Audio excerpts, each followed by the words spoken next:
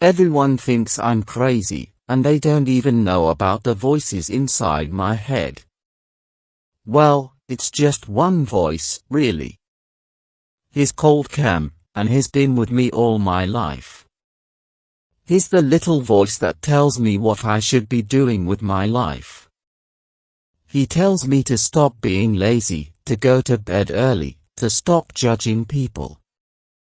And until a month ago, that's just what he was, a voice. I thought I simply had an active imagination, and that this was a voice that everyone had in their head. Mine just had a name. But then, one morning, I woke up and found Cam sitting on the end of my bed. He had long, flowing white hair, and eyes like dark honey. He wore a thin white shirt with open sleeves, skinny jeans and Doc Martens. I sat up in bed and said the first thing that I thought of. "Why are you wearing skinny jeans?" He smiled and said, "Morning, Will. I'm wearing skinny jeans because I like them." I shook my head. "But you're a figment of my imagination, aren't you? I mean, there's no way you're real." I had no idea how I knew it was Cam. I just knew. And I was probably not reacting the way you should when you wake up and find some guy sitting on the edge of your bed. Cam smiled, showing his teeth like a wolf. "Well, if I'm a figment of your imagination, then you chose to put me in skinny jeans, William. That's pretty gay." I jumped out of bed, and then remembered I had slept naked. I growled and threw the duvet over him so he couldn't see me. He just laughed. "What are you doing here?" I said, pulling out some clothes and quickly getting dressed. "I mean, why now? It's as good a time as any. Stop looking," I said. He was sticking his head out from under the duvet. "Why do you care if I see? I'm just a figment of your imagination." "Yeah, but that means I'm crazy. Or you really are some weird monster that's been living inside my head." Monster is such a rude word. You can think of me as more of an angel. "Ha!" I said, pulling on a shirt. "Angel? What, like a guardian angel?" "I don't need protecting, thanks. Now, if you'll excuse me, I've gotta go take a shower." I realized I had just gotten dressed, the opposite of what you do when you're about to take a shower. So, stop looking again while I undress. I pulled off my clothes, found a towel in the piles of stuff on the floor, and walked out of my room. And Cam followed me. He walked behind me, like he really was trying to protect me. As I walked down the corridor to the shared bathroom, Vance came out of the door in front of me. I put my head down and tried to walk past before he saw me, but it was hopeless. "Morning, gay boy," said Vance. He slapped my ass as I passed and laughed like a bull.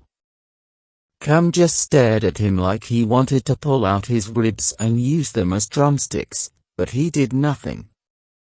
When we were in the bathroom, Cam waited outside the shower door, like a dog, but I didn't have the energy to complain anymore.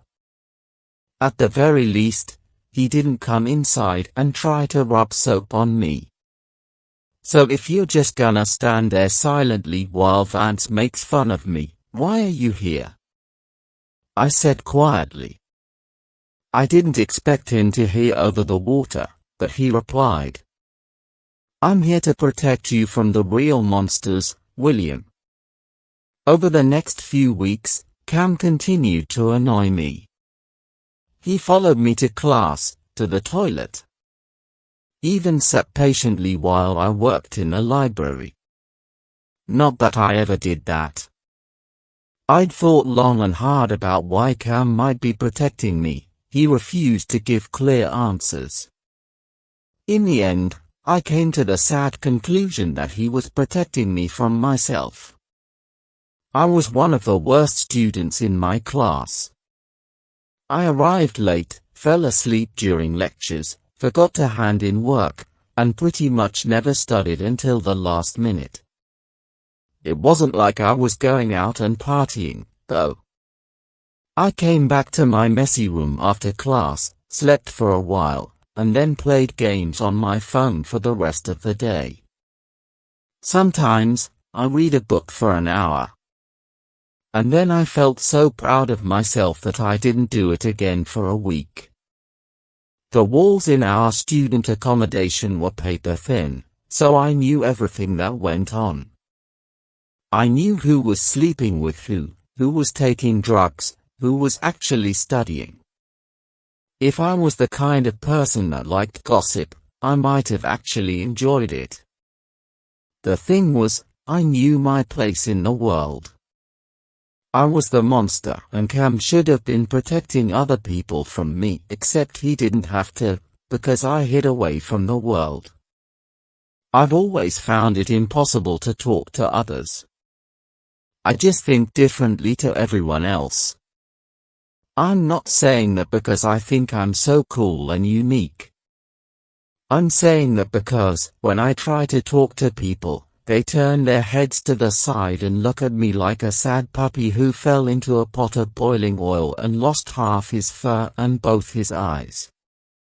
Of course, I learned pretty quickly not to tell people about Cam. After years of kids making fun of me, I learned to keep that part quiet. But it's hard to have a conversation with someone when there's another conversation going on inside your head.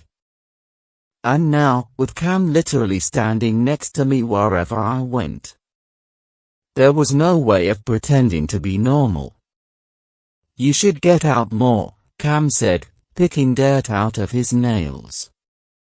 "I know," I muttered, not looking up from my phone. "You've been telling me that for years. It's a bit hard when you have a guardian angel rubbing your back and whispering into your ear." "I never do that," said Cam. "Oh, would you like me to do that?" "I thought you weren't." "Gee, shut up," I mumbled. "I know what you are. You're just the conversation I have with myself in my head. That's what you've always been. When you tell me I sound gay, it's because I've been worrying about the same thing for 5 years now. I get it. You're my internal voice. But now that you have a body, I get to tell you to shut up, right?" He sat there in silence, looking hurt. Which was ridiculous, because he was a figment of my imagination. Eventually, I couldn't bear it anymore, and broke the silence. "Why do you have an American accent, anyway? You probably watched too many cowboy films growing up." "That's stupid." Cam smiled, and then said, "Have you considered you might have psychosis?" I said, leaning back and dropping my phone on my chest. I knew what this was. A few weeks ago, one of my friends, that is, one of the people who insists on talking to me, told me about something she'd learned in her psychology class. Psychosis. When you start seeing things. Hallucinating things that aren't real. Like a guardian angel who keeps reminding you you're gay but won't tell anyone. I'm pretty sure people with psychosis don't talk to their hallucinations about having psychosis. Well, how would you know? Have you ever met someone with psychosis? I hate you. So what you're saying is, you hate yourself. Well, we already knew that. Then I saw the thing. I was walking to class, staring down at the pavement as I always did. Suddenly, I felt something looking at me. Without thinking, I raised my head. In the trees, on the other side of the road, there was a black shape.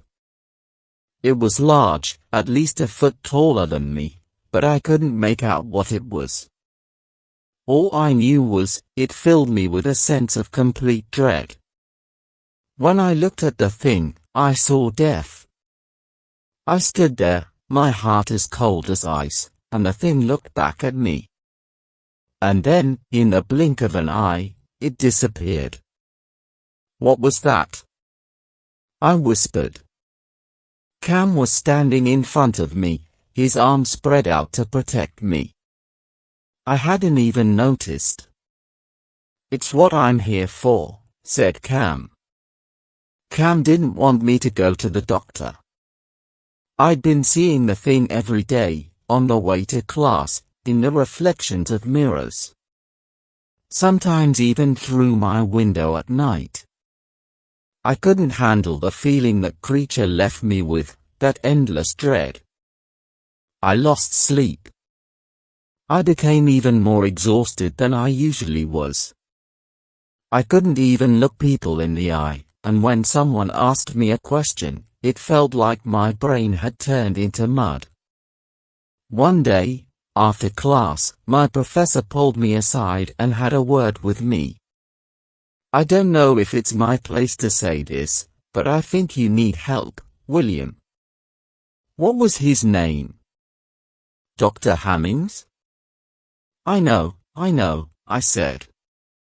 Don't be so rude, said Cam. I ignored him. I should go to student counseling, right? I said. I'd already tried that. Student counseling. It was free. And you only have to wait 4 to 6 weeks to get it. And what did it involve? Well, for the most part, it was just a well-dressed woman giving me the sad puppy look through her expensive glasses and telling me to try and establish routines. Of course, I didn't tell her about Cam. Nothing good ever came out of that. I don't mean student counseling, said my professor. Go to the doctor. Tell them what's been happening to you. A horrible cold passed through my stomach, like how it feels when you walk into the bathroom in the morning with bare feet and the cold floor shocks you.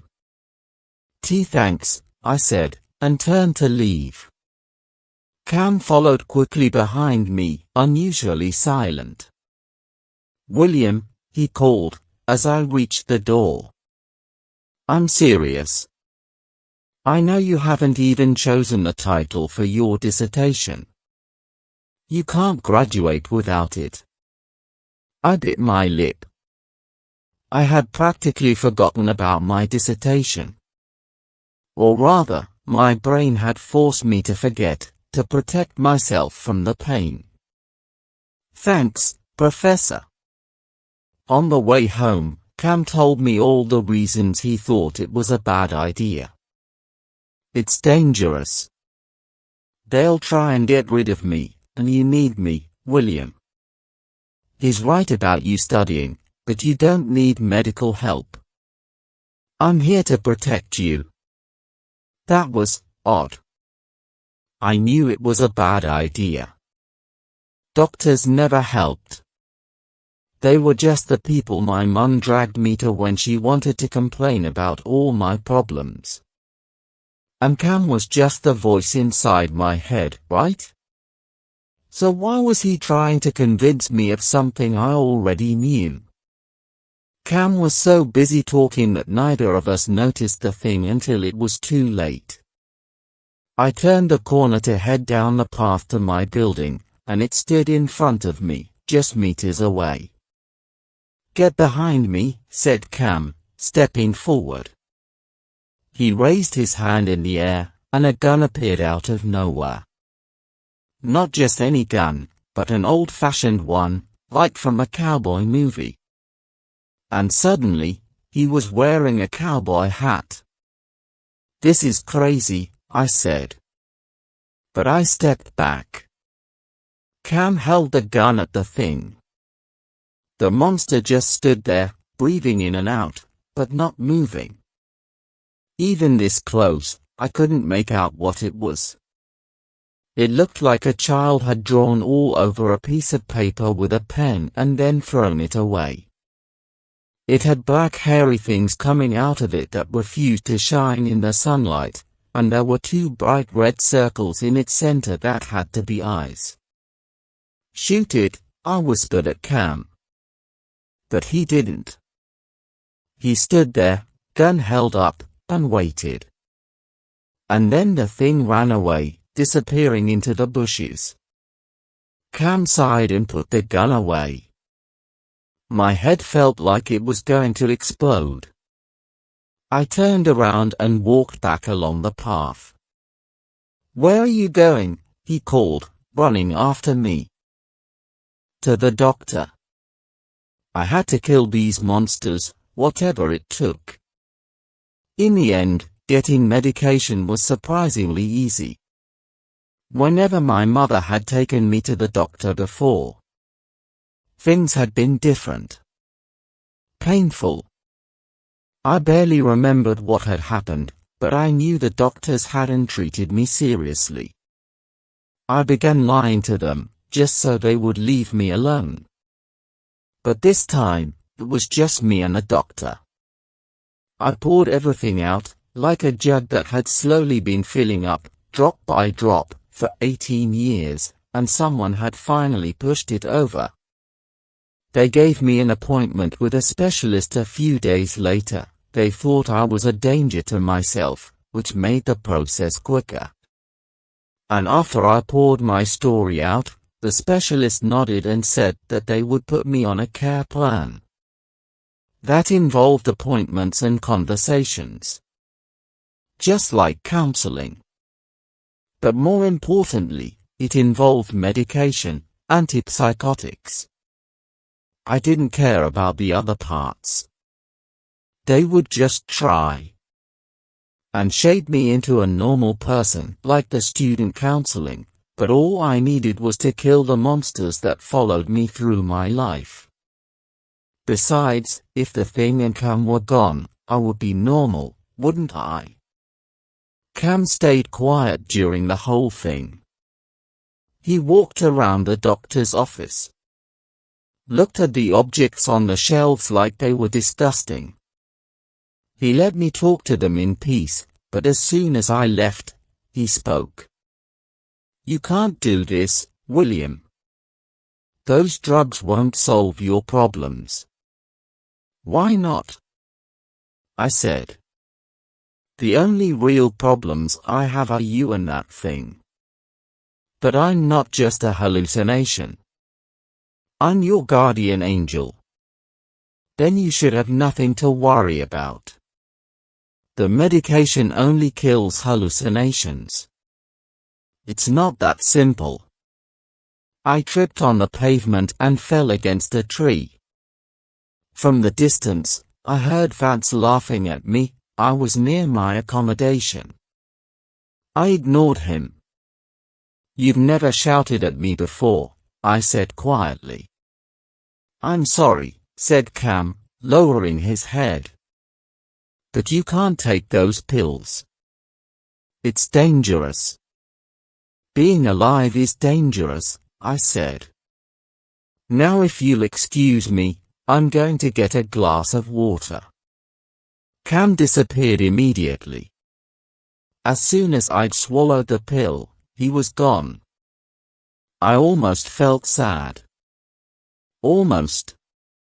Over the next few weeks, I tried to go back to normal. Normal for me, anyway.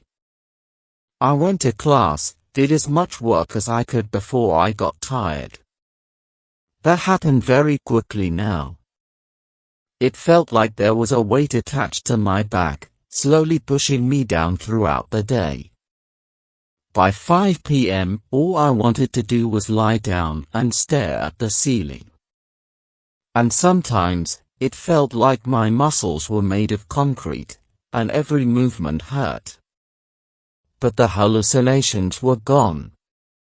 Just as I couldn't see Cam, I didn't see the thing either. I could walk to class without fear, and for a while, I started imagining I might actually have a normal life. One unexpected thing that came from the medication was that I started having vivid dreams. I suppose that was because I was always so tired when I went to bed. I had a particular dream again and again. I was lying in bed in a hospital, and I was just a child. There were bruises all over my body, but I couldn't remember where they had come from.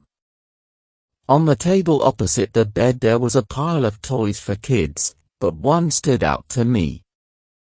It was a toy dog, except it didn't look like a dog. It was black, and one of its arms had been pulled off, and there was fur coming off it in big pieces. It looked more like a spider than a dog. The light shone strangely on its eyes, and it filled me with a sense of dread. I tried to forget about the dream, but there was something strange about it. Nothing ever happened. I just lay in bed, felt my bruises, felt the dog's eyes on me. It seemed too simple, and yet too detailed, to just be a dream. Perhaps it was a memory. There were large parts of my childhood that I barely remembered. I chose not to remember them. I knew kids at school had been horrible to me, but I didn't think they'd ever hit me. Or had it been my mother? Whatever the case, there was probably a good reason I'd forgotten. I shook my head whenever I thought about the dream. This was normal, wasn't it? The medication was working. I was becoming normal again, or maybe for the first time, and normal people remembered things. So my mum had hit me once or twice and I'd forgotten. So what? Worse things had happened to me, probably. What worried me more was the dog. I couldn't explain why, but it felt familiar, like seeing someone from your childhood as an adult. One day, I was going to the doctor's office for my therapy session. I wondered if I should tell them about my dream, but I decided not to. They would look into it too much, and if they thought my mother had abused me, they would become all serious. I didn't need that. I was early. The place was mostly empty, as it was a Monday morning. I didn't like sitting in the big empty waiting room alone. So I went to the disabled bathroom and locked the door. Then I turned around and saw the toy dog from my dreams. Except it wasn't a toy dog. It was 10 times bigger, had blood-red eyes, and it was only a few feet away from me. It was the thing. I screamed, and tried to unlock the door, but my hands wouldn't work properly. Ever so slowly, the thing moved towards me. I couldn't see its feet, but it moved like a zombie. Cam, Cam! I cried. Please, I need your help. I didn't care if all the people in the building thought I was crazy. If that thing touched me, I was dead. I'm sorry, Cam. I'm sorry. The thing came so close I felt its breath on my back. Like warm air coming from a rubbish bin. Every hair on my body stood up, and I felt like I was going to be sick. Finally, I managed to undo the lock, and the door fell open. I fell through, and an arm caught me. I looked up, and Cam was staring down at me. The honey in his eyes had never looked so liquid. Get back, he grunted.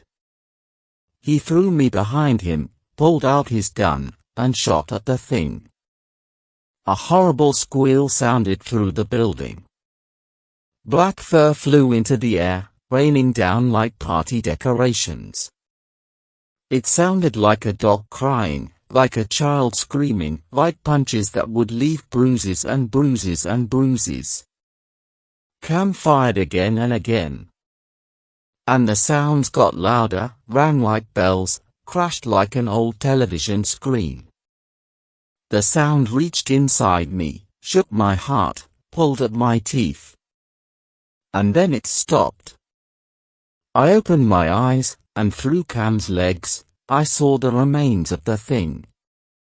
It looked like those pictures they put on cigarette packets, of smokers' lungs, to scare kids and stop them from smoking. It looked like a toy dog that had had its arm torn off and been left out in the rain. Cam turned around.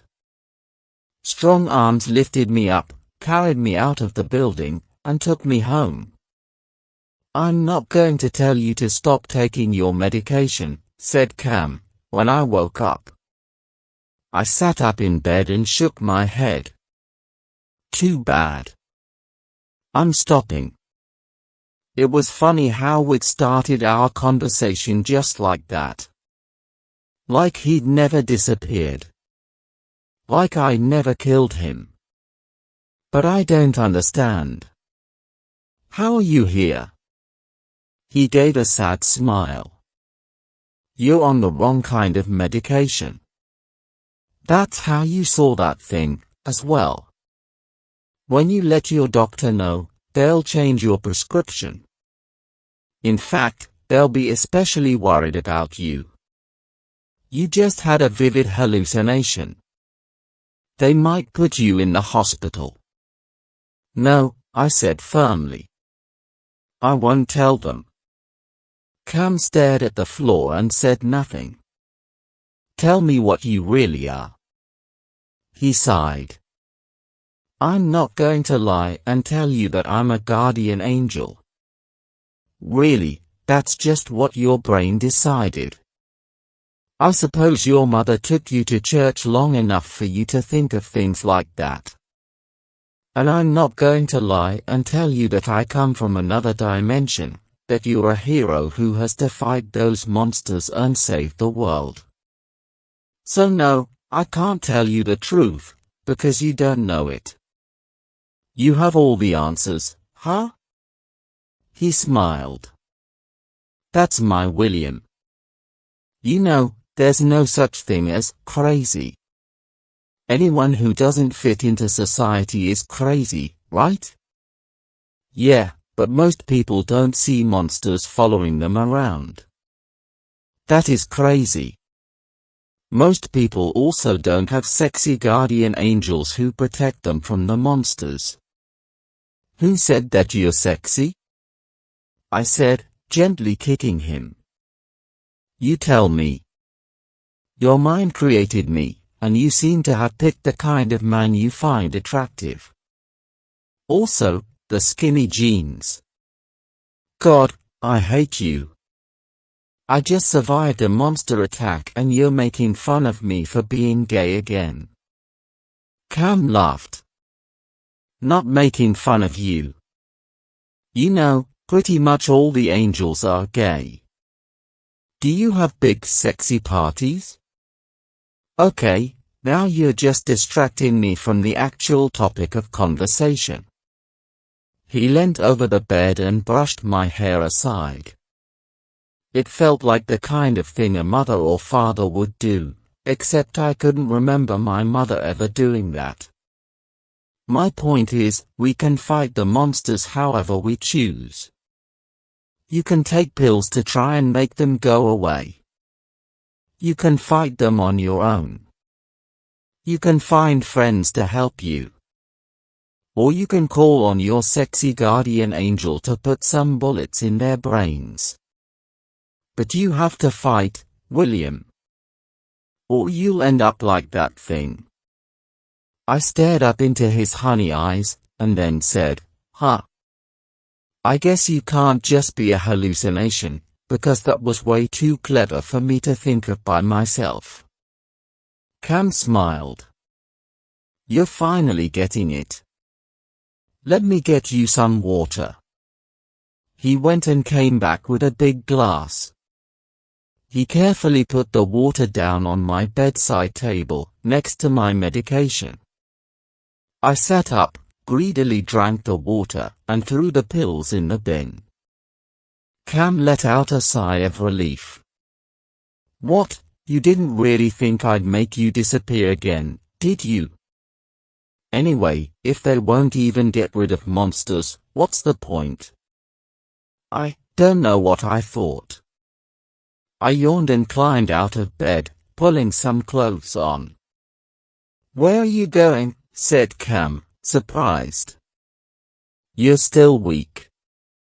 I shook my head. I've got some monsters to fight. Everyone thinks I'm crazy. And they don't even know about the voice inside my head.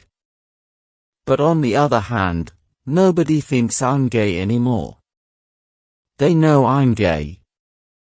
I knocked on Vance's door and told him that yes, I'm gay, and if he has a problem with it, then that's too bad.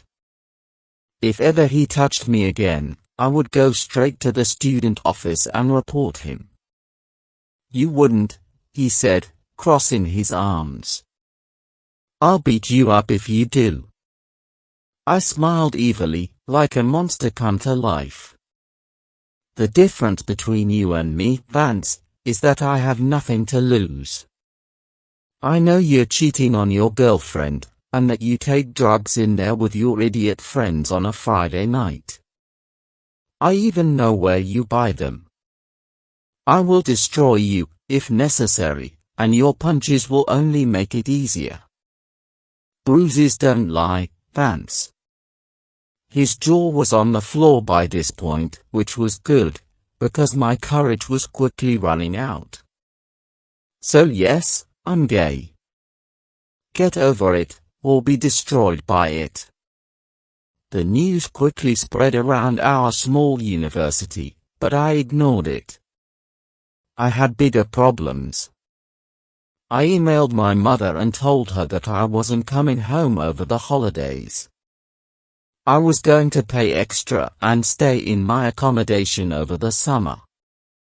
I would have to get a job, but that was okay. I had Cam to help me. I also emailed my professors and gave them a title for my dissertation. It was made up quickly, and I had no idea what I was going to write about. But that was how most students did it, it seemed. I asked some of the other people in my class, and found out that I wasn't even that far behind. Dealing with the doctors was a bit harder. They wouldn't trust me if I told them I just stopped taking the medication. So I pretended I was still on the drugs. I went to the appointments, said the right things, and finally they let me go. Funnily enough, they only seemed to care about me when I was sick. As soon as I started getting healthy, they lost interest, like a child who had gotten bored with their toy. They barely even said goodbye when I left. But Cam stayed, of course. He disappeared occasionally during the first few days off the drug. But eventually, he stayed. I knew there were other monsters out there, waiting. I could feel it in me. And maybe they weren't real. Maybe my guardian angel was just a strange part of my mind, protecting me from some painful memories. But as long as he fought for me, as long as he continued to kill the monsters, did it matter? Because without him, I couldn't fight. So yes, people think I'm crazy. But I know I'm not. And so does my guardian angel. The end.